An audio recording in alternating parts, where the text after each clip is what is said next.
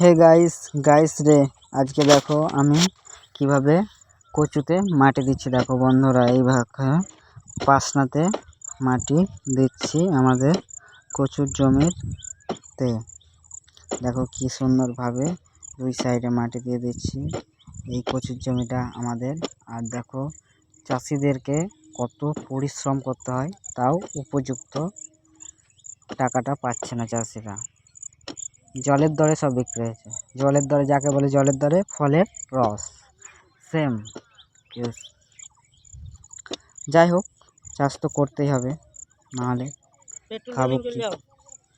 তাই আমার channel Ranjit agriculture and blog চ্যানেলটাকে সবাই ফলো করো, লাইক কমেন্ট শেয়ার সাবস্ক্রাইব সব করো।